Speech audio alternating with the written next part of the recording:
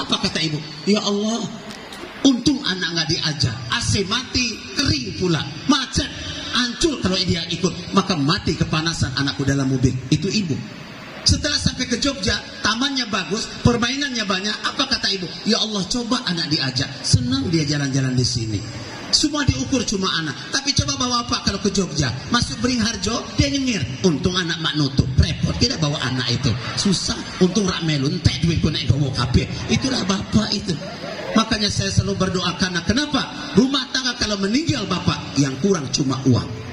Tapi kalau rumah tangga meninggal ibu, rumah kayak neraka. Betul? Maka saya selalu berdoa biar bapak-bapak mati duluan. Selalu saya berdoa itu. Selalu setiap doa saya tidak pernah berhenti. Ya Allah, cabutlah yang bapak-bapak dulu. Janganlah ibu-ibunya ya Allah. Biarkan bapak-bapaknya yang mati duluan gitu loh. Kenapa? Karena anak dengan masih ada ibu akan aman. Dalam Al-Quran banyak cerita yatim. Tapi yang paling sengsara adalah anak piatu yang tanpa ibu. Betul? Karena ibu dari genggaman mulutnya, apa yang dia makan akan disodorkan untuk anaknya. Yang penting anak bisa kenyang. Ibu rela dia anaknya bahagia walaupun dia menderita. Sang ibu laksana pisang, tidak mau dia mati sebelum dia mengeluarkan buah dan hasil. Itulah seorang ibu. Jiwa raga pengorbanannya sangat luar biasa. Allahumma. Itulah ibu. Makanya ibu-ibu kalau anak di pondok, doakanlah, jangan berhenti. Karena doa ibu sangat mustajabah. Dan memang seorang ibu nggak pernah berhenti, bapak ibu, kebahagiaannya ditunjukkan kepada anak. Dan ibu tuh cintanya juga tidak berubah sampai kiamat. Ibu-ibu coba jalan-jalan dia ke airport, ke bandara, atau ngantar jamaah umrah, atau dia mau berangkat ke Jakarta, ngelihat ada pilot lewat bawa tas tarik, pakai pangkat di sininya, pakai topi ke depan, ngelihat cowok lewat, ingat suami dia. Bang, di mana kamu bang? Mau berangkat kerja, jangan nggak sarapan, masuk angin. Anakmu kecil semua mati pula anak tuh nanti. Ya kalau kamu mati, kayak mana saya nggak bisa nyekolahkan anak? Itu ibu coba. Ngelihat cowok ganteng, ingat suami. Coba lihat suami. Ngelihat pramugari lewat, lupa sama istrinya, melotot matanya. Itulah terbedanya ibu dengan bapak. Tapi maka itulah sempurnanya ibu tuh, nggak banding-banding bapak ibu. Makanya ibu-ibu berjuang terus demi anak, berjuang terus demi keluarga. Jangan pernah putus sampai kita dipanggil oleh Allah. Allahumma. Apa enaknya perempuan bu? Seorang perempuan di rumah sama dengan laki-laki di masjid jadi imam. Emang enaknya perempuan bu? Perempuan main masak.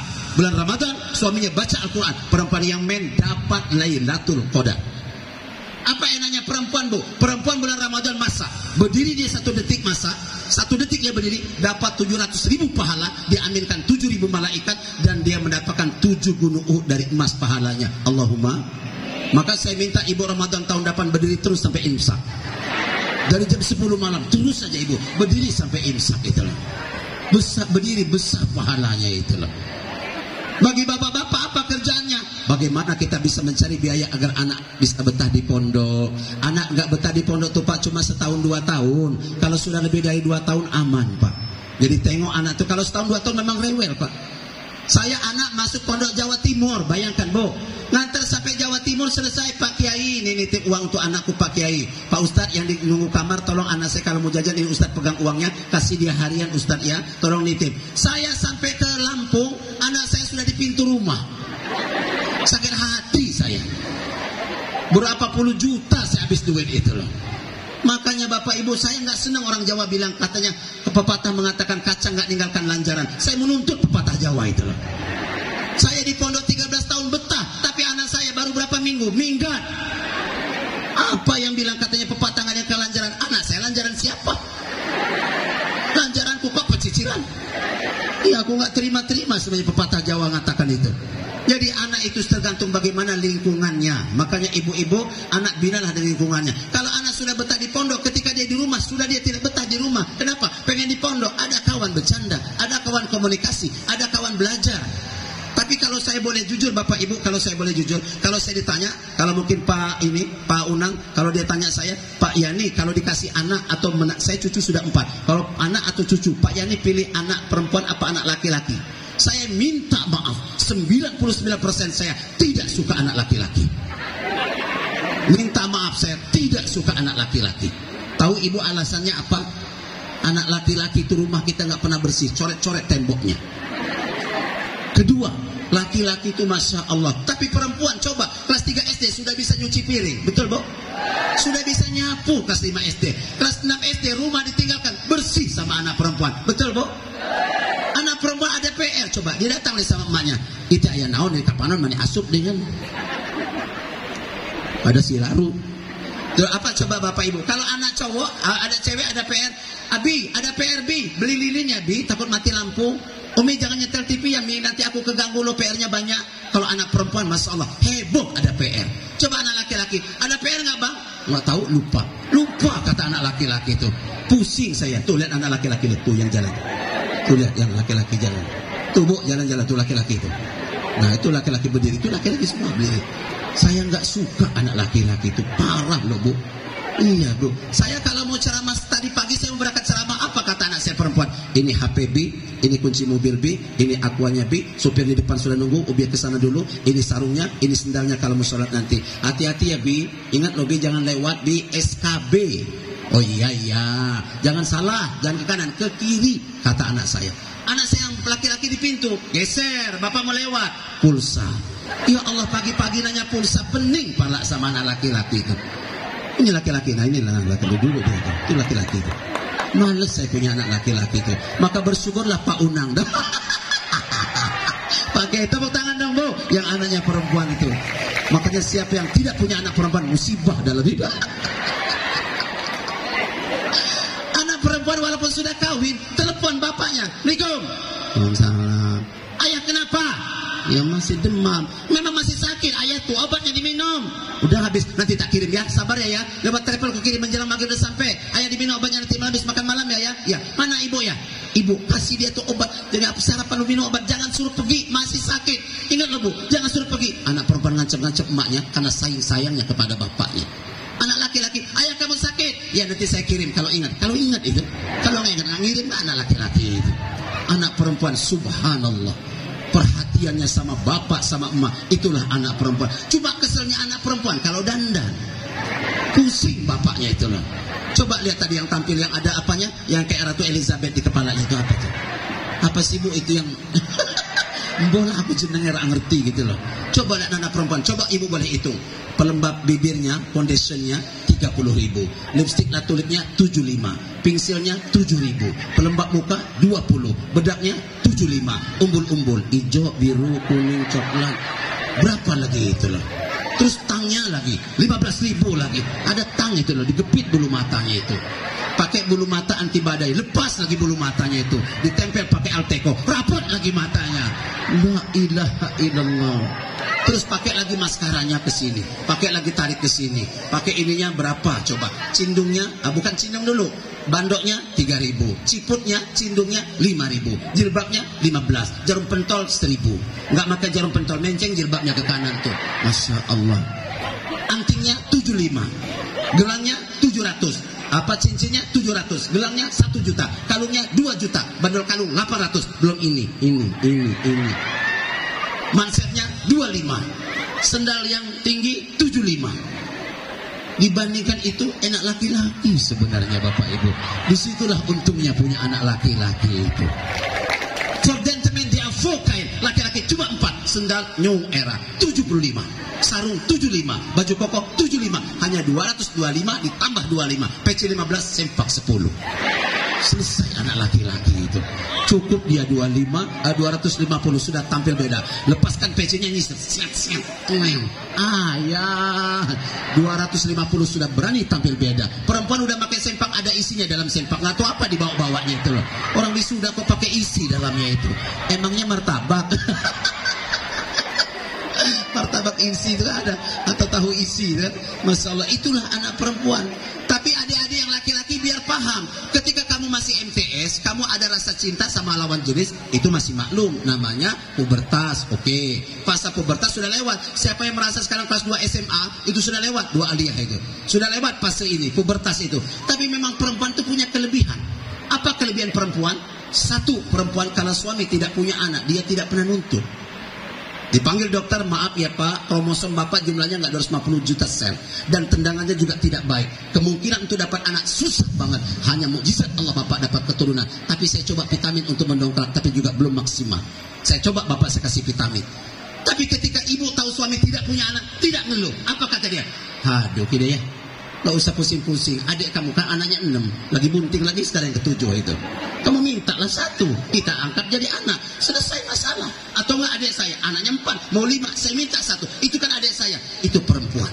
Tapi coba kalau laki-laki, maaf ya, saya sudah balikkan rahimnya, sudah keturunan tidak akan mungkin terbentuk lagi. Dan itu berarti sudah menolak ketika tendangan masuk dan opung tidak akan bisa membuahi. Bapak, saya minta maaf mengangkat anak saja karena susah untuk punya keturunan. Tapi apa kata laki-laki? Ingat kamu omongan dokter tadi? Nggak tahu, kamu mandul. Mandul kayak mana saya? Mau ke Abung Kunang jalan kayak gini terus katanya. Banyak alasan kalau bapak, tapi ibu, Masya Allah, itu hebatnya perempuan. Maka ketegaran perempuan bisa terpatri. Makanya rata-rata perempuan itu lebih awet umurnya dibandingkan laki-laki. Hasil penelitian saya Lampung Utara itu laki-lakinya 68% lebih cepat mati dibandingkan perempuan, yaitu. Makanya ibu-ibu kalau pengen suami ibu awet muda dan sehat selalu, jangan dibentak-bentak. Cobalah kalau ibu bentak-bentak nggak sampai 2 tahun. Kalau ibu Unang mau Pak Unang cepat mati, bentak-bentaklah. Nggak sampai 2 tahun lewat Pak Unang itu. Lihat aja, nggak akan lama nggak dia. Bentak-bentaklah suami itu. Karena ibu-ibu memang saya dari awal rumah tangga pengen nyari perempuan itu yang lembut, yang nggak bisa membentak dan tidak membentak mau saya. Makanya saya pilih suku-suku yang dapat, saya dapat Jawa. Saya pikir Jawa, istri saya Solo, paling lembut, ternyata meleset. Parah Jawa itulah. Semenjak itulah saya sudah tidak percaya lagi sama orang Jawa. Tepuk tangan dong buat orang Jawa itu. Orang Jawa katanya lembut, tai kucing, enggak juga gitu loh. Enggak, Jawa parah Jawa itu sebenarnya. Cuma Jawa itu ditutup dengan casing yang lembut, itu lemahnya gitu loh. Maka kita sering ketipu sama orang Jawa itu. Iya, orang Jawa. Istri saya orang Solo. Masa kalau gas habis kan mesti ngomong gini, yalah ger. Gas kok malah entek, pripun nek acur masak. Itu Solo itu. Ini enggak. Nah, gas entek meneh. Masa borak kata dia. Itu bukan Solo lah, Firaun kayak gitu. Kita lepung, kita acor, nah kabelah kita gas, itu lepung, gitu loh. Makanya sekarang sudah nggak ada lagi perbedaan between Jawa dengan Lampung, sudah sama aja. Itulah suku. Makanya ibu-ibu, karena istri udah bentak gitu, saya bilangkan, ya udah, saya beli gas. Saya taruh gas di sini, saya masih pakai singlet, saya masih pakai sarung, saya pakai celana dalam kan bu. Red, saya narik motor ngegas kuat-kuat, sarung saya jengat. Red, kelihatan sempak, saya tutup, saya nutupin sarung, gasnya jatuh. La ilaha illallah.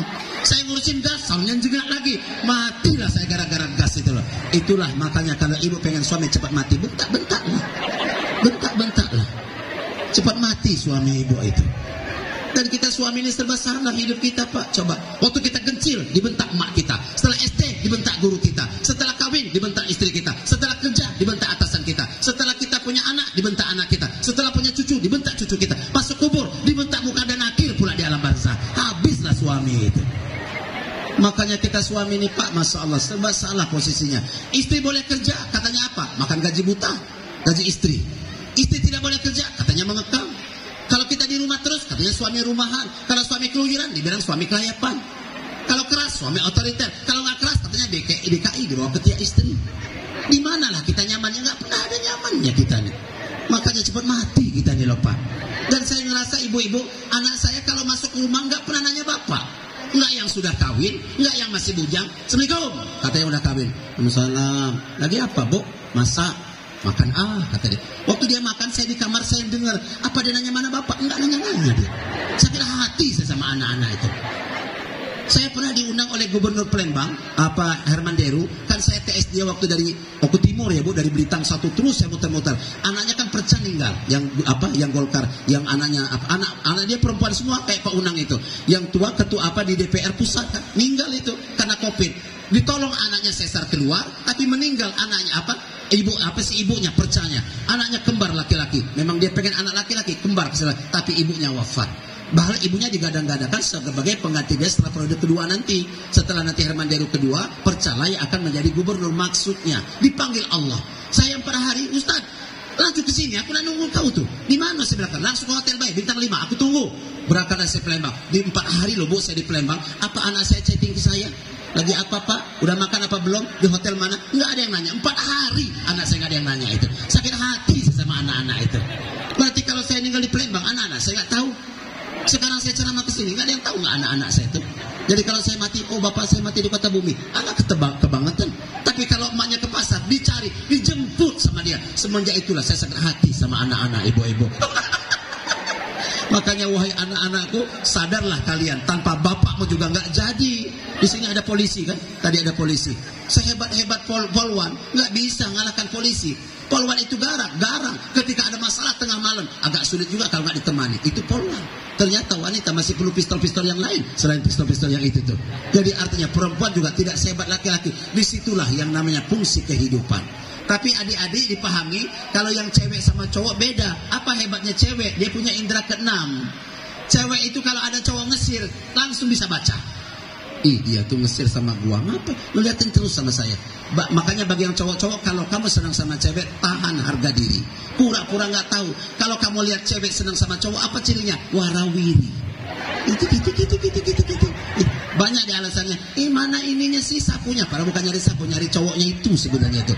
Cuma nggak berani ngomong. Itulah jeleknya perempuan itulah. Dia duduk berdua, cowoknya di sana. Dia ngomong, udah belum PR kamu? Matanya ngelirik lagi. Memang sengaja dia sapa hanya untuk, bahkan kawannya sebelah tidak tahu kalau dia sedang mabok sama cowok itu. Itu hebatnya cewek. Lagi mawanan aja, cowoknya di sana. Coba lepas sudah. Di langit ada matahari. Matanya ke kanan terus dia itu. Itulah cewek, tapi bisa menyimpan rasa. Itulah perempuan. Beda laki-laki. Tapi ketika perempuan senang, udah begitu GR-nya, yang laki-lakinya nggak nyambung. Kurang gizi yang laki-lakinya itulah. Itulah bedanya. Memang rumah tangga perempuan itu sempurna dirasa, Bu. Perempuan itu perasaannya total, tapi rasionya kurang. Ibu mau tahu contoh? Lihat istri saya mau lebaran. Lapis lagi, kacang bawang, kue mentega, agar-agar, semua dia buat. Habis duit saya. Tapi malam takbiran saya dikasih bolu yang mutung-mutung. Enggak jalan enggak ininya perempuan itu. Istri saya pernah buat soto, saya dikasih lehernya. Nyambung enggak itu, Bu? Enggak nyambung enggak perempuan itu? Jeleknya perempuan itu di sini loh, Bu. Enggak main mindsetnya. Ininya yang jalan itu. Tapi kalau laki-laki ininya yang main, tapi rasanya enggak main. Betul enggak, Bu? Itulah makanya rumah tangga saling melengkapi, menyempurnakan. Itulah adinda. Makanya kamu itu di pondok, selesaikanlah program hidupmu. Belajarlah yang pintar. Setelah kamu baik, rumah tanggamu akan terbentuk dengan ketakwaan dan kebaikanmu. Allahumma. Jangan cepat kawin, jangan cari pacar dulu. Selesaikanlah studimu. Belajarlah yang benar, ngajilah yang pintar. Setelah kamu punya modal yang cukup, maka hidupmu akan tergambar kemana arahnya. Allahumma. Dan enaknya di pondok ini apa, Bu? Dia kalau laki-laki suruh sambutan bisa, khotbah bisa, yang perempuan protokol bisa, apapun bisa. Itulah untungnya pesantren. Tepuk tangan dong, Bu, buat pesantren. Apakah dia El Quro, apakah dia Tolibin, apa tadi ibu-ibu pesantren kita di mana? Apa? At-Tolibin dimanapun, yang penting kalau masuk pondok tidak akan sia-sia. Karena ketika di pondok berarti anak kita tidak narkoba, betul? Ketika di pondok, anak kita tidak HP sementara. Ketika di pondok, anak kita tidak berlebihan dalam pergaulan dan diawasi oleh ustadznya. Itulah kalau di pesantren. Makanya ibu jangan ragu-ragu kalau anak dimasukkan ke pesantren. Insya Allah akan memiliki kemampuan multiguna dan bermanfaat untuk di masa tua kita kelak. Allahumma. Inilah harapan Bapak Ibu kita semua. Laki-laki dan perempuan, ya ba'duhum aulia min ba'din. Ada lebih, ada kurangnya. Siapa yang anaknya perempuan semua bersyukur, ibunya banyak yang bantu masak, bantu nyapu. Kalau anaknya laki-laki semua bersyukur, bapaknya banyak keneknya, banyak pengawalnya. Yang tidak punya anak bersyukur, ibunya tidak pernah turun mesin, profit selamanya. Dan ibu yang tidak punya anak, ajarkan anak bisa ngaji. Setelah anak orang itu ngaji, dia pintar ilmu agama, dia ngamalkan agamanya, dia dapat pahala. Tapi dosanya kita tidak nanggung. Itulah enaknya orang yang tidak punya anak. Dosa orang, anak orang yang diajarkan lewat orang lain. Pak Unang, Pak Kiai, tolong didik anak saya ini. Ngaji yang pintar, anak angkat saya. Anak itu dapat ilmu agama dan mengamalkan agamanya, bapak angkatnya dapat. Tapi dosanya tidak nanggung. Tapi kalau anak kandung, kita harus menanggung dosanya juga apabila melakukan kesalahan. Kalau kita mati, nggak ada yang kita bawa kecuali kain putih dan amal saleh. Betul, Bu? Anak yang berdoa itulah yang bermanfaat. Ketika di alam kubur, bangun. Anak kamu tunah mantan El Quro sedang baca Al-Quran. Bangun, itu anak kamu sedang jadi imam. Sempurnalah bahagia di alam barzah. Teranglah kuburnya, akan terjawablah segala pertanyaan mungkar dan nakir. Bahagialah orang tuanya di alam barzah. Allahumma. Makanya bapak, berapapun nafkah yang sudah bapak keluarkan untuk anak belajar di pondok, berkah insya Allah akan menjadikan rezeki bapak akan diberikan oleh Allah keberkahan dan kecukupan. Allahumma. Karena banyak orang yang rezekinya banyak tapi tidak nyaman hidupnya, bapak ibu. Maka mengukur hidup bukan dari harta. Salah ibu. Kalau menganggap oh orang kaya pasti bahagia, belum tentu. Anak-anak di kampung cuma main congklak dia bahagia, itu bahagia dibandingkan anak di kota yang main game tapi ternyata pikirannya kacau, otaknya negatif, pikirannya ini, badannya nggak sehat, makannya negatif, rusak juga. Lihat cara kita konsep desa dulu. Kita lagi kecil tuh Pak, mainannya cuma apa? Yang cewek-cewek itu kan keriting pakai ini singkong. Main yang laki-laki pakai apa bu? Pakai jeruk bali itu mobilannya, ketek-keteknya itu loh. Kemudian mobilan yang ininya pakai sendal jepit, ban sendal jepit ya Pak zaman dulu. Tapi kita bahagia. Sekarang anak sudah mulai lari ke gadget, waktunya sudah habis. Makanya anak kita hanya butuh 4, 1 kuota, 2 HP yang tidak pernah lowbat, 3 makanan cepat saji, yang kelima ibunya berikan ruang waktu dan tidak peduli dengan lingkungannya. Itulah anak kita zaman sekarang. Makanya ibu kalau diikuti terus parah anak kita, terlebih lagi matanya dan pikirannya. Banyak anak yang masuk ke rumah sakit jiwa akibat mulai keracunan gadget yang sangat luar biasa. Apalagi pertual yang bisa dia buka dengan tanpa fondasi agama, akan menjadi lebih parah ini agama, akan lebih parah masa depan dia. Makanya bapak ibu, inilah harapan saya ke depan, bagaimana kita yang hadir ini meyakinkan bahwa anak-anak yang menjadi kebanggaan adalah anak-anak yang kelihatan dasar-dasar ilmu agamanya, anak yang memahami agama. Bapak ibu, inilah bagaimana kita bisa menciptakan lebih baik. Bapak ibu yang belum selesai puasa Syawal, ayo masih ada kesempatan kita puasa Syawal. Ibu-ibu doakan anak kita, sebut nama dan binnya bu, sebut nama dan binnya. Jadi kalau ibu anak agak nakal, jangan dimarahi, jangan dibentak-bentak.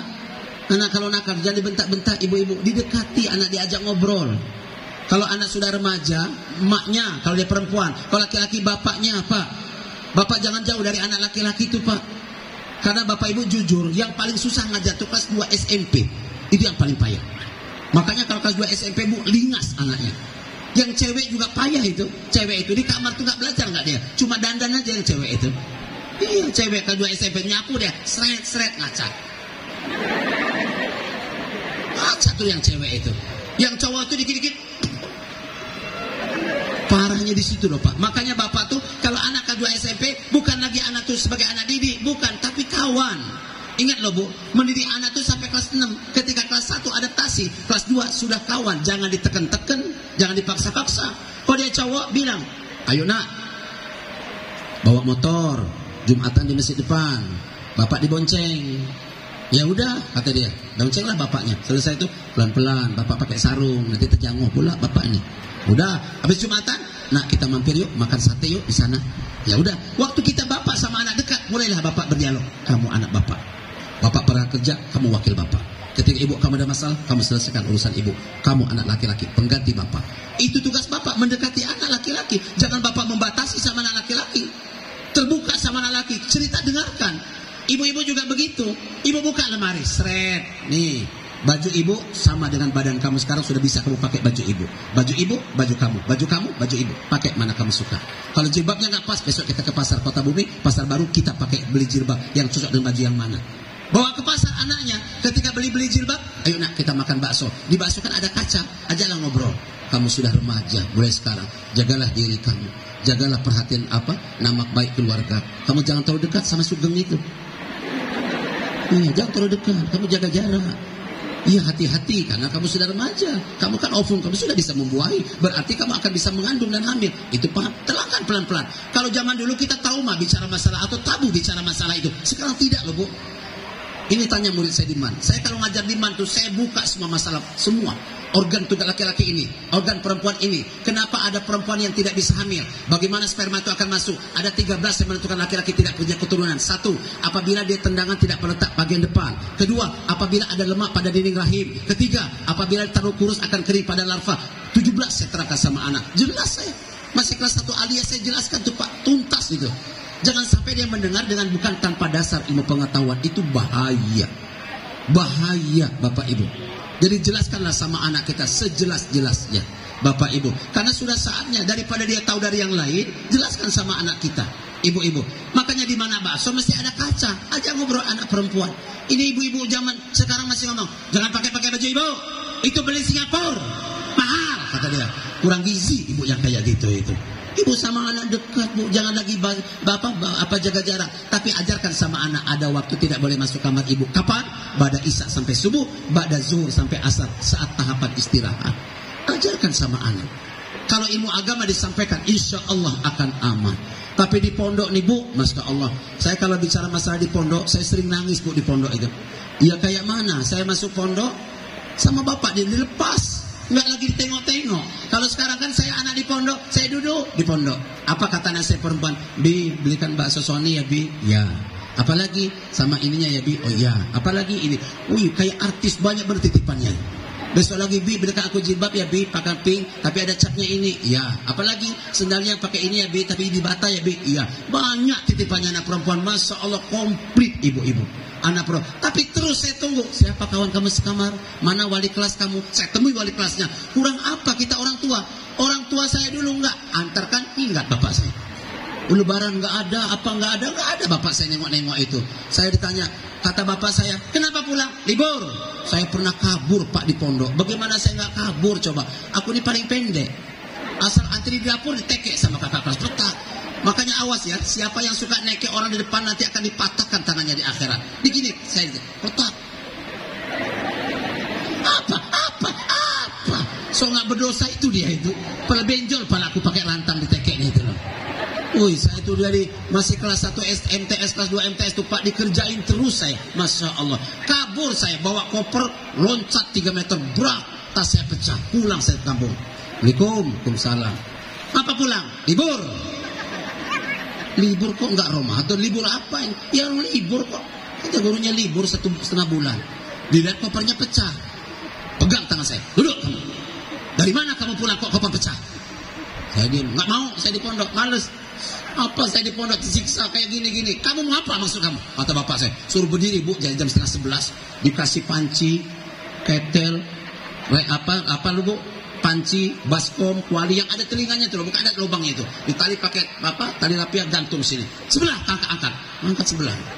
Ingat ya, siapa di rumah yang nolong dia, saya libas pakai golok, kata bapak saya. Saya suruh gini Bu, suruh megang tangan sebelah. Coba 3 jam. Bapak saya pergi, saya gini dikit. Datang gini lagi. Kamu tidak boleh lepas. Ingat 5 jam, 10 jam, biarkan. Makan sama kamu panci ini. Makan aja yang ada di otak kamu tuh. Saya lama-lama Bu nangis. Apa kata mak saya? Udahlah, kamu ke pondok aja. Daripada siksa kayak gini, lebih sengsara. Nanti mak kasih uang tambah ya, kata dia itu. Tapi diam-diam, ini uang mak. Jangan cerita sama bapak kamu. Ya udah, kita buat perjanjian ya mak. Ya udah, kata dia itu. Kamu minta apa? Ke tempe sama teri di. Ya udah, 1 baskom nanti mak kirim ya. Udah, pokoknya kamu betah-betah lah di pondok itu. Saya kelas 2 tuh ngelamun saya. Dalam hati saya nggak ada prestasi, saya nggak ada apa. Bismillah saya masuk pondok karena Allah. Mulai tadinya kan dipaksa Bu masuk pondok itu. Karena Allah, alhamdulillah ibu-ibu, saya naik ke semester 2 di awal, saya masuk ke kelas 2A, 3A, 4A. Disitulah saya kelas 2 pertama dapat juara puisi seprovinsi Lampung, Bapak Ibu. Juara masih kelas 2 MTS itu, juara puisi seprovinsi Lampung. Saya juara pidato, Bapak Ibu kelas 3 sanawiyah, 1 seprovinsi Lampung. Khotbah Kota Madia saya juara 1. Pidato Lampung dapat juara 3 saya. Ibu-ibu, saya pramuka dapat juara. Terus saya pialanya penuh, saya betah. Terakhirlah itu terbitlah di pondok itu, baru ada rasa betah. Tadinya tidak betah di pondok. Makanya ibu-ibu kita orang tua tengok-tengoklah anak itu. Bismillah, insya Allah betah. Tapi Bapak Ibu kalau anak kita sudah betah, udah kita jaga jarak, tapi tetap dikontrol lewat wali muridnya, wali kelasnya, dan lewat pak asramanya. Insya Allah ini akan ada komunikasi yang baik. Allahumma. Bapak Ibu, terus berikutnya lagi Bapak Ibu sekalian, kita berbicara masalah kesempatan dalam kehidupan. Ayo Bapak Ibu, bagaimana sholat kita terjaga, bapak-bapak masjidnya mari kita makmurkan. Anak-anak sudah terbina agamanya, bapak kan istiqomah. Mudah-mudahan bapak-bapak yang hadir ini akan disampaikan Allah dalam hidup yang terbaik, rezekinya melimpah ruah. Allahumma. Bapak Ibu, saya ingatkan konsep kehidupan hanya 5. 1, takarublah kepada Allah. 2, jagalah fisik kita Bapak Ibu. Fisik kita ini kan tambah tua bukan tambah sehat, tapi tambah aja ada banyak berkurangnya. Bagaimana caranya? Jangan tidak olahraga, jangan tidak minum air putih Bapak Ibu. Air putih itu sangat sehat Bapak Ibu. Kurangilah kalau bisa makan minum-minum yang terlalu apa. Sekarang ibu-ibu kita lihat di sayur insektisida, di sapi gelondongan, di ayam ada tiren, di kue ada pewarna pakaian, semua racun loh Bu. Ini sekarang ini bagaimana kita kembali back to basic, kembalilah ke awal, itulah cara sehat. Maka sekarang pupuk organik lagi dicari di mana-mana agar kita betul-betul makannya terpola dengan baik, bahkan akan menjadi lebih sehat. Allahumma. Bapak Ibu, kemudian sholat kita jaga. Bapak-bapak yang sudah punya anak, nanti kalau anak bapak masuk ke kampung sudah jadi imam Pak. Anak saya pertama saya suruh jadi apa? Suruh jadi Bilal. Dia baca itu loh, doa kamilin. Nanti naik di azan, terus dia Bilal, dia azan, lama-lama khutbah, pelan-pelan Bapak Ibu. Jadi pelan-pelan seperti dilatih Pak. Ini anak kita yang santri ini Pak, kalau pulang suruh dia khutbah. Awalnya doa kamilin dulu, nanti suruh khutbah. Udah menguasai, nanti bisa ke masjid tetangga. Itu cara memasarkan anak kita untuk terbiasa. Karena tanpa tampil terbiasa dia akan grogi dibuatnya. Biasakanlah anak kita seperti itu. Kalau ada kesempatan anak kita lomba, suruh lomba. Biar nanti ada perbendaharaan dan ada kemampuan. Bapak Ibu, anak kita jangan bosan-bosan dibimbing. Ayo masjid makmurkan. Tapi kalau bapak sudah anak dari pondok datang ke sini, bapak datang ke rumah bapak jadi masjid, bapak silakan suruh jadi imam. Jangan bapak terus jadi imam. Kadang-kadang bapak sudah tua ngotot jadi imam. Kalau sudah giginya nggak ada, kan nggak fasih lagi. Bukan waladhdallin, walasyallin, nggak nyangkut lagi giginya. Iya, udah ada tua. Di tempat saya Bu, taraweh, bapaknya sudah tua betul. Masa gini?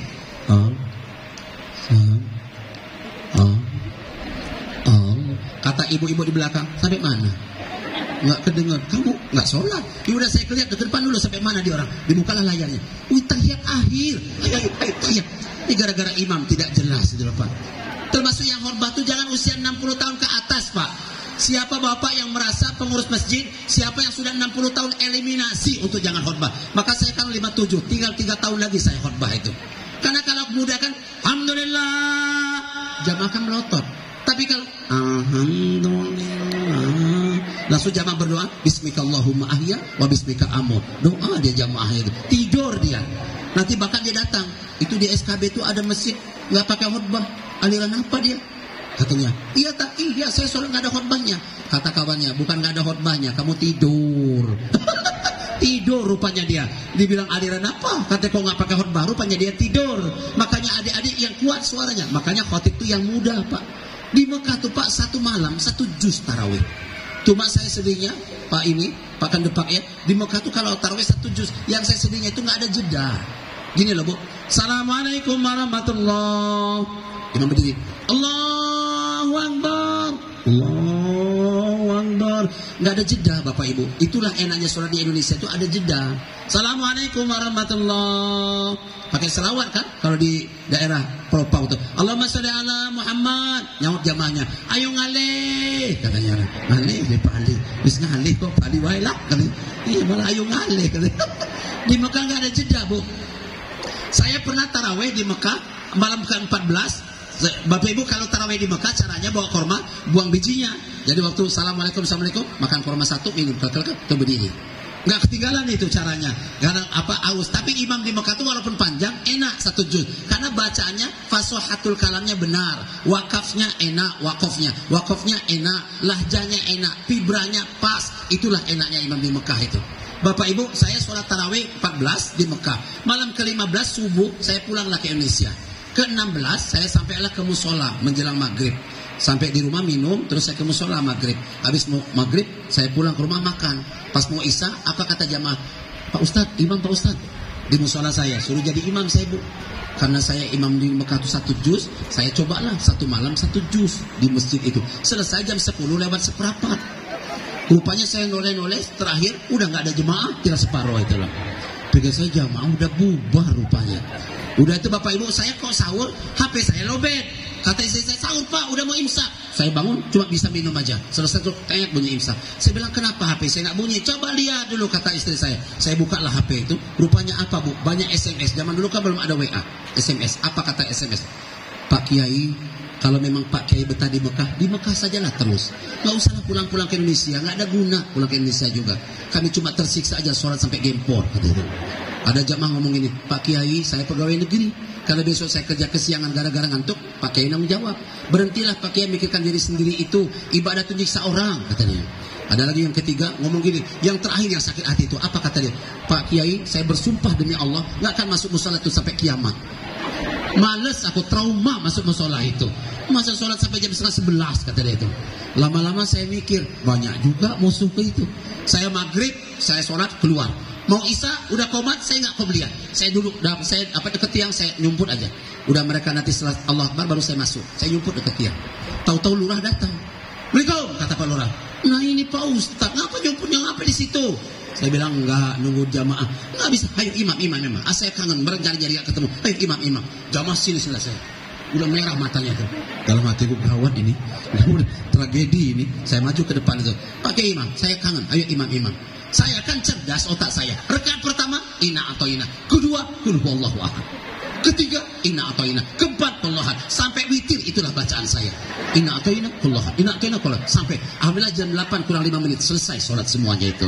Saya salam-salam, jamaah senyum lihat saya. Saya bilang, kenapa cengengesan? Nggak masalah, sudah gentena atau ina masalahnya. Lanjut, kata dia. Jamaah kita belum siap 1 juz loh Bu. Masya Allah, di Bandar Lampung sudah ada 22 masjid 1 juz loh Pak tarawihnya. 22 masjid sudah ada 1 juz tarawihnya. Artinya begitu sempurnanya ibadah. Ibu-ibu sholat di rumah, kalau memang ibu repot, nggak masalah. Asal di awal waktu sama dengan laki-laki di masjid jadi imam. Enak betul loh Bu jadi perempuan ini. Saya kalau mau ada protes tuh protes lah Bu. Perempuan tuh pakai bedak aja untuk suami. 1 biji bedak 1000 pahala. Semakin tebal bedak semakin berat pahala. Apa yang nggak enak jadi perempuan tuh Bu? Perempuan tuh pakai lipstik aja Bu, bibir ibu ditimbang malaikat. Semakin lebar bibir ibu semakin berat pahalanya. Ibu yang doer-doer tuh besar betul pahalanya itu. Makanya kalau bisa bedak ibu tuh kayak anak yang wisuda tuh loh Bu, tebel-tebel gitu loh. Iya, besar pahalanya. Ibu pakai kalung, 1 mili kalung 1000 pahala. Semakin tebal berat kalung semakin berat pahalanya. Pakailah tasbih kalau kurang berat itu loh Bu. Berat pahalanya. Apa enaknya perempuan Bu? Nyapu di rumah, 1 debu ibu sapu, jadi payung ibu di padang masak. Maka saya minta ibu dari asar nanti nyapu sampai maghrib. Terus jangan berhenti-berhenti sampai azan maghrib loh Bu. Besar pahalanya. Apa enaknya perempuan Bu? Mijit suami, yang dipijit tidur. Pahala ibu sama dengan baca Al-Quran 30 ayat dan sama dengan mendapatkan 3 kali gunung Uhud dari emas. Allahumma. Itu loh Bu nanti. Ayo Pak sini. Kenapa? Tak pijit. Kata Bu Unang, ayo Abah hadiah dipijit. Kata Pak Unang, ya, ayo balik ke sawah capek gitu. Pijitlah Bu Unang, Masya Allah. Tapi kalau ibu-ibu pijit suami, terus suaminya ngajak hubungan suami istri, pahalanya sama dengan membacakan ayat Al-Quran 300, mendapatkan 12 gunung Uhud dari emas, dan pahalanya sama dengan 1 kali umroh sempurna. Makanya ibu nanti malam ngomong sama suami, ayo Bah kita umroh. Umroh kemana? Ay beda ini caranya. Pandemi kok umroh katanya. Ini beda, ayo katanya. Besar pahalanya Bu. Perempuan tuh Masya Allah, nggak kurang-kurangnya pahala. Apa enaknya perempuan waktu haji? Perempuan tuh waktu haji boleh pakai sempak, pakai leji, pakai gamis, pakai cindung, pakai jilbab, pakai pasmina, pakai sarung tangan, pakai kaos kaki, pakai selimut, pakai apapun boleh. Laki-laki hanya 2 kain, tidak boleh pakai sempak. Jalannya payah Bu, ini jalannya ngangkat terjangok, nggak bisa ngangkat itu Bu, payah. Tidur harus gini loh Bu, tidur di Arafah terus gini. Saya makanya tanya sama pembimbing kita dari Wali Songo tuh, gini kakinya tuh, kakinya Pak naik sebelah Pak, harus gini loh Bu, kalau ngangkat kelihatan. Ini terus tidurnya itu. Ya, nggak pakai singlet, nggak pakai peci Pak, nggak boleh pakai sepatu, nggak boleh pakai kaos kaki, tidak boleh pakai terjahit. Sengsara laki-laki, perempuan bebas. Apalagi enaknya perempuan Bu. Perempuan tuh kalau meninggal anak tuntut emaknya ke sorga. Sudah emaknya di sorga baru anak kembali menyusul bapaknya. Kenapa? Karena memang ibunya jiwa raga dipertaruhkan, melahirkan taruhannya nyawa. Itulah pengorbanan.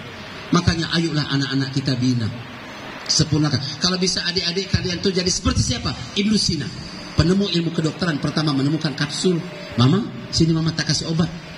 Muntah. Kunaon mate muntah wae teu eureun cenah. Lain mate cenah ieu teh apa? Pahit geuningan obatna. Kadia mah obatnya sama Ibnu Sina, masukkan ke dia buat masa agar, masukkan obat ibunya, diangkat pakai gepitan. Iftahil fam suaya mama, buka mulutnya. Dibuka mulut emaknya, ditaruhlah obat tadi, didorong pakai air. Sembuhlah ibunya. Itu kita kenal dengan kapsul dalam dunia medik, ditemukan oleh Ibnu Sina. Yang menemukan pesawat siapa? Muhammad Abbas. Dikembangkan oleh dunia rek pada abad 18. Penemu pesawat pertama adalah Al-Abbas. Siapa itu arkeolog? Jabil Al-Kindi. Siapa yang meninggal di Eropa? Namanya Muhammad Qurtubi, Profesor Dr. Qurtubi, Bapak Ibu. Kata orang Eropa, ajarkan kami kimia, ajarkan kami fisika, di sini kami bayar mahal. Meninggal baru 8 bulan, diberi nama Qurtuba, karena apa yang nyebutnya jadi Cordova. Cordova tempat meninggalnya Profesor Dr. Qurtubi. Siapa lagi? Al-Khawarizmi menemukan angka 0. Itikaf Ramadan 10 hari bukan cuma itikaf, tapi menemukan angka 0. Perpaduan antara 6 sama 9 dibuang tengah-tengahnya, 6 sama 9 angka terbalik dibuang tengah-tengah. Jadilah donat angka 0. Sampai kiamat kita tidak akan pernah lupa. Itulah kenangan terbaik ilmuwan-ilmuwan yang paling hebat. Siapa lagi? Muhammad Thomas Alva Edison, penemu listrik. Subhanallah. Adik-adik itulah kehebatan mereka. Tapi mereka ini hafal Al-Quran. Hafal Al-Quran adik-adik. Bagaimana nggak hafal Al-Quran? Ibunya sapi aja ngayun pakai Al-Fatah. Inna fatahna laka fatham mubina. Emaknya lagi Ar-Rahman 'allamal Quran khalaqal insan. Al-Fatah Ar-Rahman. Ini enggak manu mana manu dikasih. Makanya kebaikan itu berawal dari kebaikan orang tua. Itulah yang paling sempurna. Bapak Ibu, terakhir saya mau cerita. Jadi saya waktu walasi di Mekah tahun 2019, saya ditelepon jamaah. Assalamualaikum Pak Ustaz. Waalaikumsalam. Saya bilangkan, Pak Ustaz tolong sih kalau pulang belikan saya blue sapphire, tapi diikat dengan cincin ukuran 24. Terus saya bilang, kok gede aman? Aku jumbo Pak Ustaz, gemuk.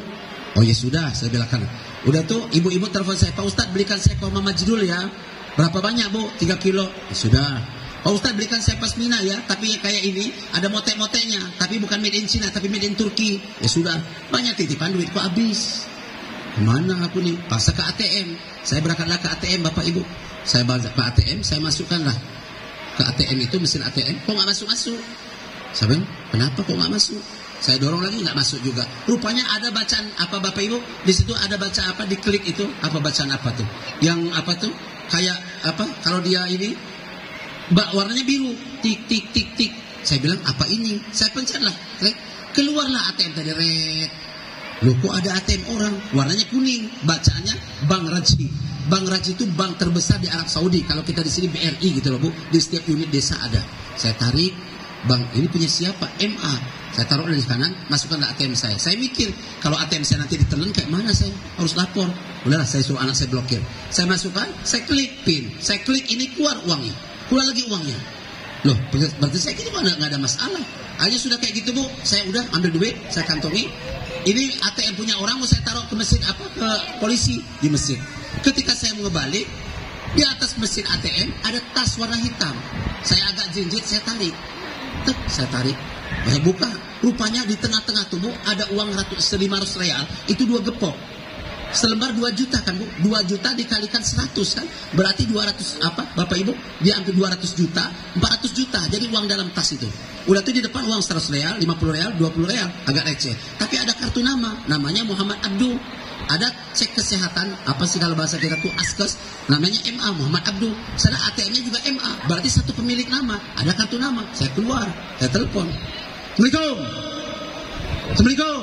Nggak ada jawab dia. Waalaikumsalam. Min hada, ana Ahmad Indonesia. Masih ya Ahmad. Ana sukduk ATM. Hada fi bil taqwa inta ya akhui. Ana fi tamam kida, marah hada marad kullu. Ana fi tamam maratan thaniya, hada marad hada bil taqwa inta ya akhui. Fin inta ana misfala yamin. Ya Allah tamam, ana taftis kullu ma fi ya Ahmad. Inti sudah intahina. Kata dia, tunggu kamu di situ. Nanti anak bawa saya ke sana. Ya udah, saya tunggu, jangan lama-lama nanti azan Isya. Ya tamam itu sesuai. Saya pergilah, saya duduk di luar, nungguin sambil megang tasnya itu. Duitnya lengkap Pak, 500 realan itu 2 gepok. Saya mikir banyak amat duitnya, 400 juta, Masya Allah. Duduk saya, udah saya duduk gitu, tiba-tiba telepon lagi kering. Ya Ahmad, inta tak tihina alaiya. Ya kifah nama bimaknu minta fi. Saya bilangkan, kamu datang ke rumah saya, antarkan ATM saya. Saya marah. Ana ma bimaknu fi inta. Ini nuan inta, anak bimalum ini duit bil inta, inta saya bilang apa? Saya nggak tahu rumah kamu di mana, bagaimana saya ngantarkannya? Kamu jangan marah-marah, kata dia. Kan ada mobil taksi, kamu suruh berhenti, kasih HP kamu, saya ngomong sama dia. Nanti dia ngantarkan kamu ke rumah saya. Oh, kok saya yang bayar? Oh iya ya, saya bilang. Jadul orang Indonesia nih. Kata Liz, kata inta tabur umur haram, kata marah aja haram. Saya bilang, iya, ayo, tamam. Saya bilang, udah gitu saya ada berangkat taksi. Saya stop. Manis mak ayuh, anak Abdul Latif. Piswaya aja pikalim inta. Ada orang mau ngomong sama kamu, ngomong. Ayuh. Udah selesai. Ahmad, inta Ahmad, ayo. Anta taklit wara. Ada pesayara ini, Andaul. Kita maklum unwan, kamu tahu alamatnya? Ayo, ada sama meruh. Naiklah saya berdua, Bu, sama dia tuh. Red, tembok panjang, Pak, berdiri, mobil berhenti. Apa kata? Ahmad, anzil. Fina nanzil? Ada kul jidar, mafi bait, haram anak hina. Saya bilang, ini semua tembok enggak ada rumah, aku mau kemana? Haram kalau aku di sini. Apa kata dia? Kamu jangan marah, Ahmad. Ini yang tengah-tengah ini, itu pintu gerbang. Temboknya kuning, Pak, panjang. Berarti di Mekah ada Golkar. Yang merah tinggi kayak gini, berarti merah PDI Perjuangan. Gitu loh. Saya kata dia, ada bab, kata dia, ada babil gudam. Babil, kalau sana nggak bilang apa gudam, dia gudam, babil gudam. Udah itu, kata dia, udah sini saya yang turun, kata dia. Rupanya Pak ada lubang kaca, letakkan jempol kalau tamu langsung pintunya buka hidroliknya, pintunya buka.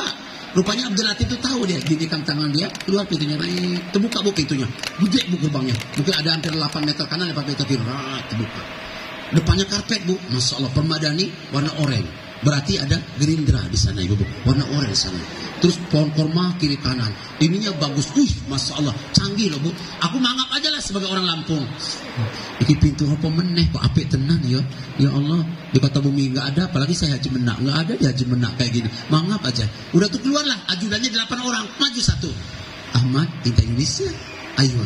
Kata Mamintizor Hada Abdul Latif, kamu ditung Abdul Latif bapak. Itu yang supir mana? Ada, saya bilangkan. Ini supir. Apa kata dia? Muhammad Abdul. Ini Abdul Latif.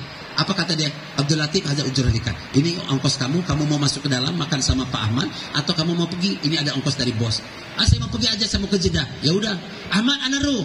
La ana nafsi muskilah ana hina. La mafi muskilah ana ruh suaya. Pergilah bapak tadi supir. Aku dewean Pak. Bayangkan Bu, aku masuk ruangan tadi dikawal 8 kanan, 8 kiri. Gede-gede badannya. Tinggi-tinggi gitu. Aku dikawal. Aku senyum aja tengah-tengah, dalam hatiku seumur hidup saya nggak pernah dikawal gitu loh Pak. Kalau dia tanya, Bapak Raja? Iya. Raja mana? Raja Basah. Aku jawab Raja Basah aja lah. Jalan tengah-tengah Bapak Ibu. Sampai ke tengah Bapak Ibu, ini rupanya gerbang, pintu ruang tamu. Tapi kaca Pak. Apa kata dia? Intizer Suaya Ahmad.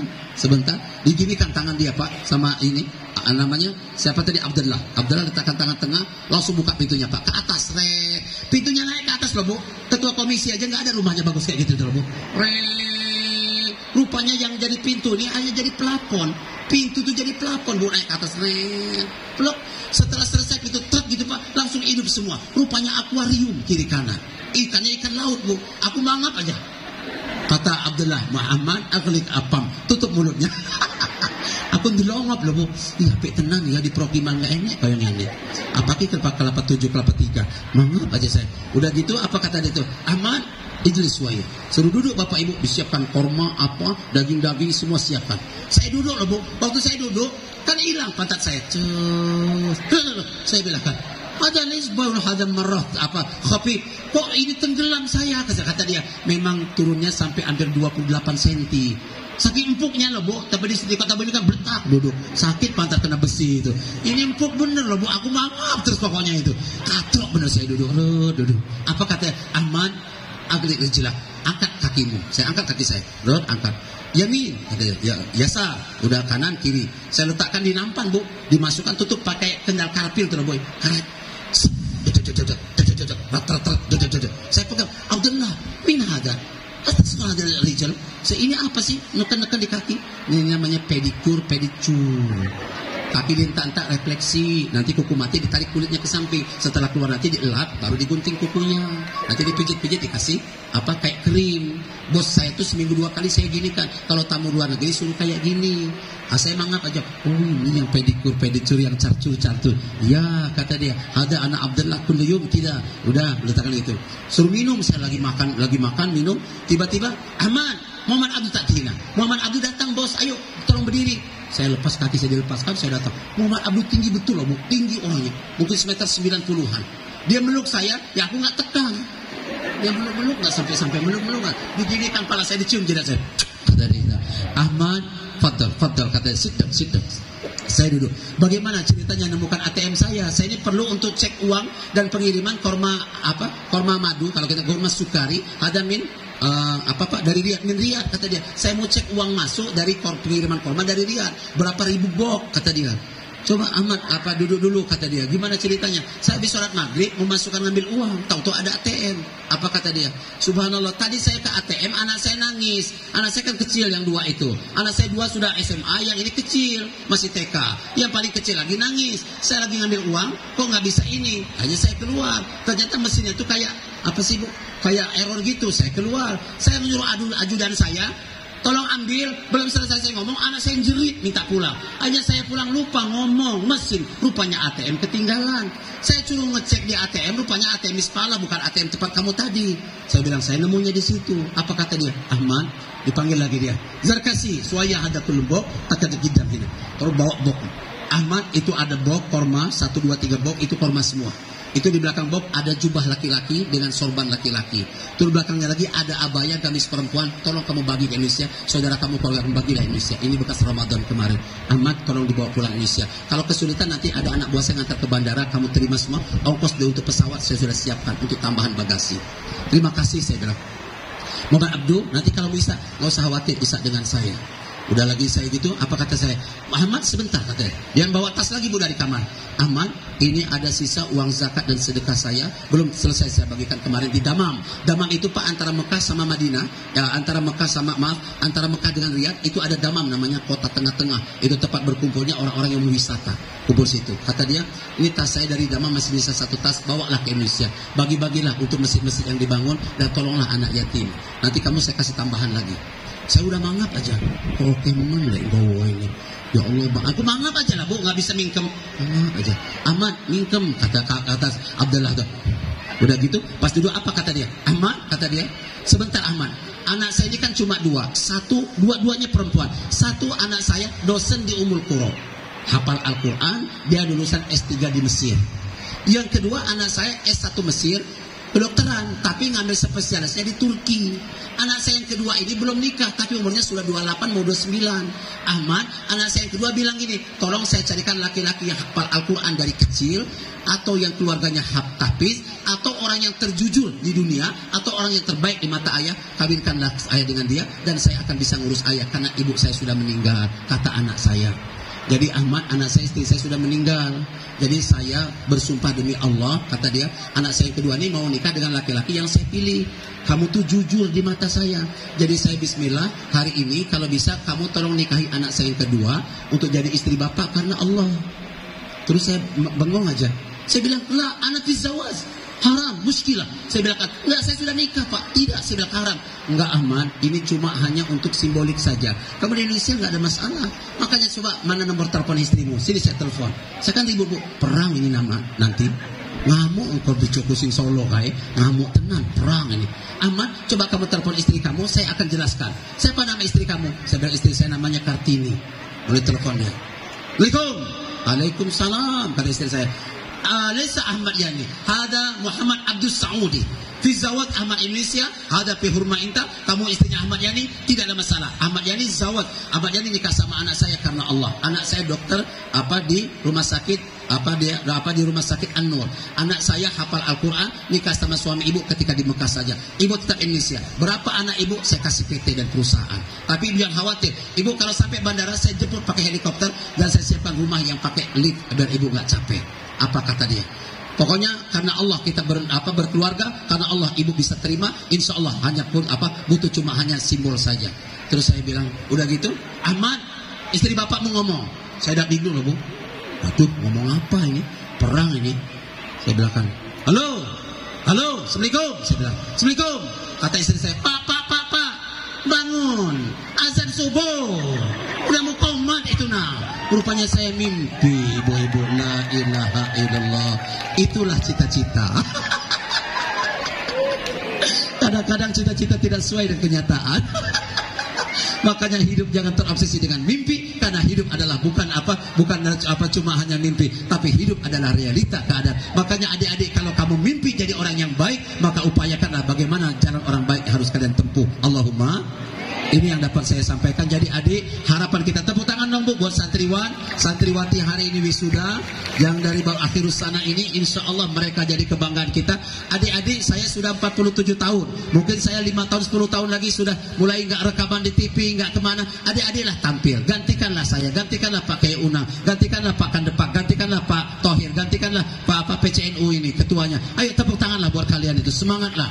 Kalian 10 tahun akan menggantikan mereka-mereka ini, akan menjadi kebanggaan, contoh terbaik. Jangan pernah mengeluh hidup ini, karena mengeluh bukan solusi. Jangan pernah mengeluh adik-adik. Saya tidak pernah. Ini ada Bu Ena Maliana di MTS, kawan saya kuliah, tanya sama dia. Kita belajar sama-sama, kita ngaji sama-sama, kita sholat sama-sama, kita bareng-bareng. Saya tidak pernah mengeluh dalam hidup. Saya tuh Bu di Fakultas Tarbiyah YIN, yang mahasiswinya 97, cowoknya cuma 36. Sayalah ketua germonya. Cewek semua di lokal saya tuh. Makanya kalau cowok miring-miring, lapor dengan saya dia. Mana yang cantik Pak Ustadz? Saya anak buah, saya perempuan semua. Tapi saya sesusah apapun hidup tidak bisa ngeluh dan tidak pernah mengeluh saya Bu. Kenapa? Karena ngeluh bukanlah solusi. Betul? Jadi adik-adik dalam Al-Quran kan Allah katakan, Innallaha la yughayyiru ma biqaumin hatta. Nah itu dia.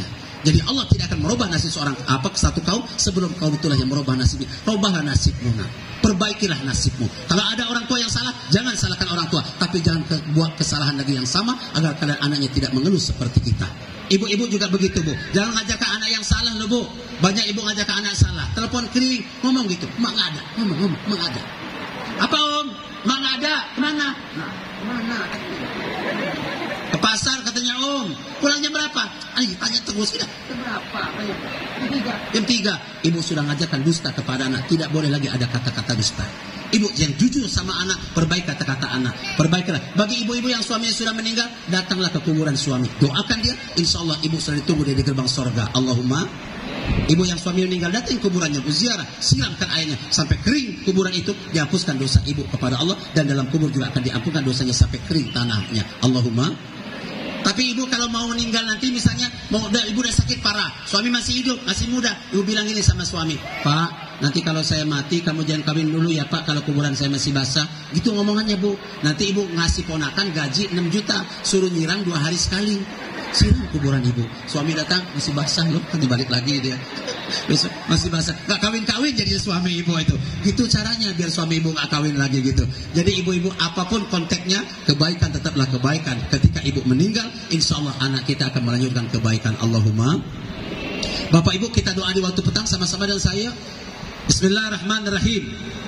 Allahumma bika asbahna wabika amsayna wabika nahya wabika namutu wa ilaika nusyur. Kata Nabi, ibu-ibu kalau kita baca itu, kata Nabi akan mendapat 7 juta kebaikan. Sekarang yang terakhir Bapak Ibu, tersenyum 8 detik itu akan mengeluarkan hormon kortisol. Ibu akan kelihatan muda 10 tahun lebih muda dari umur ibu dan bapak-bapak. Ayo coba kita senyum 8 menit, kita coba dulu. Ayo kita coba. Ayo mulai senyum. 1. Ayo Bu. Lupakan utang di BRI. Lupakan. Ayo Bu, 1, 2, 3, 4, 5, 6, 7, 8. Cukup. Coba ibu, upayakan tersenyum minimal sehari 8 kali. Saya alhamdulillah sudah hampir 30 kali sehari ibu. Alhamdulillah. Pertama kering sih mulut ini, tapi lama-lama insya Allah kita. Awet muda tuh ada di sini loh Bu, di sini. Bukan di mata. Kalau mata keriput nggak bisa dibohongi karena usia. Tapi kalau muda ada di sini. Makanya ibu rajin nyengir, nyengir Bu. Senyum itu buat awet muda, keluarkan hormon kortisol. Coba deh. Ada orang ngeliatnya muka itu jelek ya kayak mercon, tapi enak ngeliatnya itu loh. Itu berarti dia sering tersenyum. Ayo tersenyum loh Bu. Apalagi kalau tersenyum lagi bokek kan berat itu loh Bu. Tapi besar pahalanya. Besar pahalanya kalau lagi bokek tersenyum tuh. Kalau lagi banyak duit tersenyum kecil pahalanya. Kalau sedang bokek ibu tersenyum, insya Allah akan badan ibu mewajah ke dalam akan lebih sehat. Allahumma. Ibu yang diabetes, ibu yang kencing manis, ibu yang asam urat, ibu yang kena jantung. Kalau ibu kurang tersenyum, lihat ibu akan merasa daya tahan tubuh ibu semakin melemah. Tapi kalau ibu tersenyum, ibu akan kuat. Coba praktekkan. Saya minta ibu minimal 12 kali senyum, nanti telepon ke saya. Pak Ustaz, benar gitu. Benar Pak Ustadz, sekarang saya mulai fit. Coba ibu tersenyum, olahraga, minum air putih, sehat. Ya Bu ya, mulai nanti. Tapi nanti kalau pulang di jalan jangan senyum sendiri, jangan Bu. Ini bahaya saya masalahnya itu. Jadi kalau ibu di rumah senyum, bangun tidur alhamdulillahillazi ahyana, senyum ke tembok itu 7 detik. Saya begitu Bu, tiap pagi senyum 7 detik. Alhamdulillah kita semua akan dalam kondisi sehat dan baik. Mudah-mudahan 20 tahun ke depan adik-adik yang hadir di depan kita ini sudah menjadi camat, sudah menjadi lurah, sudah menjadi kiai memiliki pesantren. Tepuk tangan dong Bu sekali lagi buat anak-anak kita. Mudah-mudahan bapak-bapak di depan sana sehat, panjang umur, 20 tahun kemudian masih berkekalan umurnya dan bisa ibadah sama-sama dengan kita. Allahumma. Mudah-mudahan Pak Kiai Unang, insya Allah Pak Unang doakan ya Bu, 2 tahun lagi punya mantu. Tepuk tangan dong ibu-ibu. Iya. Mana tadi anaknya protokol itu? Oh ya itu anaknya. Doakan ya Bu cepat nikah. Dapat anaknya kiai kalau perlu itu. Yang hafal Al-Quran menggantikan Pak Unang gitu loh. Pak Unang ini kayaknya tadi ngeliat anak kecil udah mangap ngeces. Pengen punya cucu kayaknya Pak Unang itu ya. Tepuk tangan dong Bu buat Pak Kiai Unang tuh ya. Mudah-mudahan dia semangat. Segera anak yang tua memberikan cucu kepada Pak Unang dan dia akan menggantikan Pak Unang di sini. Karena laki-laki kalau sudah 55 tahun ke atas mulailah banyak perubahannya, baik pandangannya, fisiknya. Lama-lama kan gini loh Bu jalannya juga nanti gini. Makanya sebelum dia semuanya biar bapak jalan tetap stabil, mari sama-sama kita semangat, jaga kesehatan, jagalah ibadah kepada Allah, insya Allah akan lebih baik. Allahumma. Bapak ibu ikuti saya. Subhanallah adada khalqi, subhanallah ridho nafsi, subhanallah zinata arsy, subhanallah midada kalimati. Ingat ya Bu, kalau tidur boklam jangan terang, tidur miring ke kanan, itu cara di awal. Walaupun nanti berlanjut tidur kemana-mana nggak karuan nggak apa-apa. Kemudian setelah bangun, ibu maaf, jangan langsung bangun. Ibu bangun tidur jangan langsung bangun, ojo langsung atuk Bu. Ibu kalau tidur angkat dulu mata ke atas, turunkan ke bawah, udah santai, kaki ditekuk gini, kiri kanan. Ibu mulai miring gini, tekan tangan kanan, ibu mulai dorong, ibu duduk. Duduk kalau di depan, turunkan kaki ke bawah, duduk gini, kaki bawah, ibu natap ke depan, tersenyum 8 detik tadi. Itu loh Bu, bisa ajarkan. Setelah ibu tersenyum, tarik di bawah dipan, ada aqua atau tupperware yang isinya kalau bisa, kalau saya termos air hangat. Kalau bisa minum, bangun tidur dan mau tidur, minum air hangat minimal setengah gelas. Ambil air, minum, dorong toksin, keluarkan 17 penyakit. Dan ibu kalau minum mempercepat BAB. Makanya kalau BAB waktu pagi itu baik. Bagaimana agar cepat BAB? Minum banyak-banyak, bukan buah. Buah itu melicinkan. Untuk itu kan ini minum. Jadi ibu duduk, selesai itu ibu minum. Setelah minum baru kamar mandi. Jangan keluarkan mulut ibu, liur ibu itu dikeluarkan karena liur itu pertama obat. Ibu dengar gak? Nenek moyang kita dulu kencing pertama tuh obat, untuk obat sakit mata, iya kan? Nah itulah obat. Makanya ibu setelah itu baru kamar mandi. Itu caranya. Itu cara ibu.